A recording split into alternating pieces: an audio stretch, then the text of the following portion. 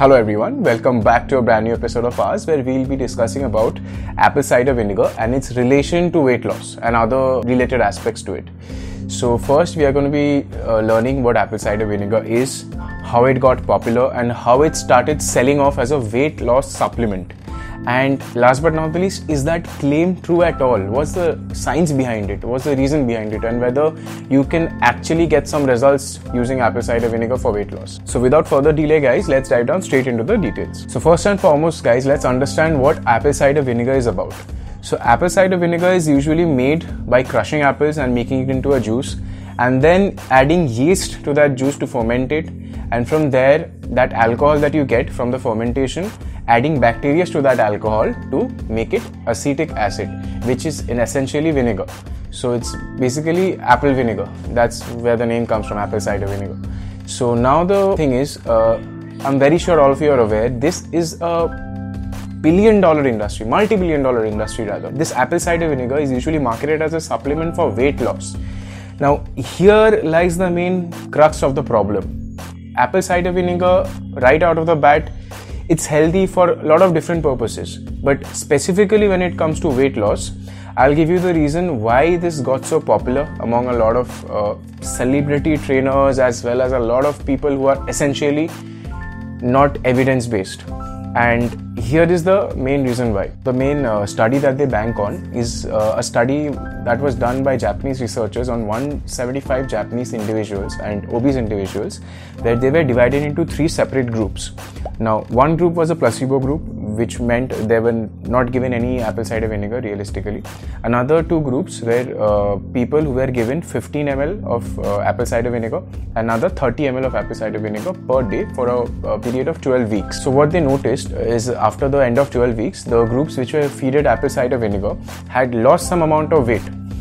Now the main thing is the entire protocol was based on the fact that these subjects, the subjects of research, these subjects were actually following a self-reported dietary diary.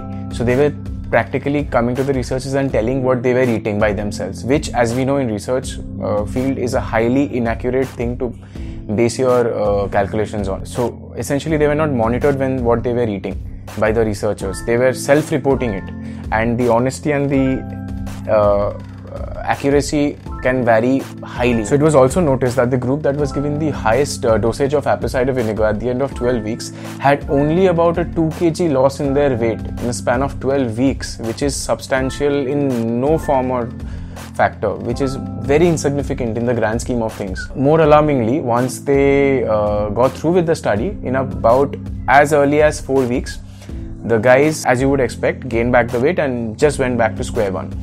So that is where the skepticism around this study lies, and that is why it's not a conclusive enough or strong enough data to be claiming that apple cider vinegar indeed helps you in losing weight. To be honest, as such, not only apple cider vinegar, but even if you take into consideration green tea, lemon and honey, a very popular one in India, lemon and honey in warm water. So these essential shortcuts won't give you long-term results, guys. No matter what you are looking for in the market, these things won't help you shed and lose weight and have that perfect figure that you're looking for. You need a lot of hard work for that. Because let me tell you something on your face, guys. If it was that easy drinking some random supplement and just being in shape, trust me, everyone around you would have been in top shape. But is that the case?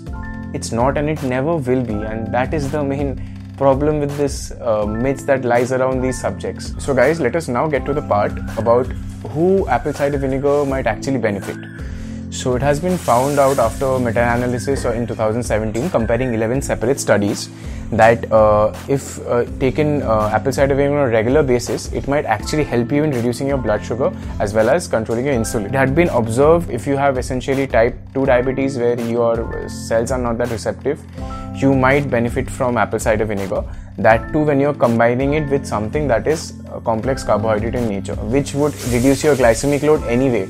So that's the catch about the apple cider vinegar, guys, but a lot more studies is still required to validate the strong benefits that marketers claim for apple cider vinegar.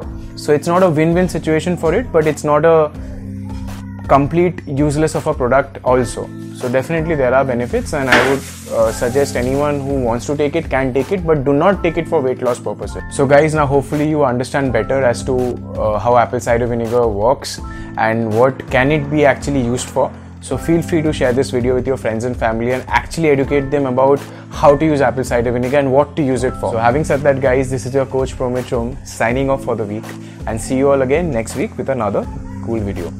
And till then guys, stay home, stay safe and stay fit.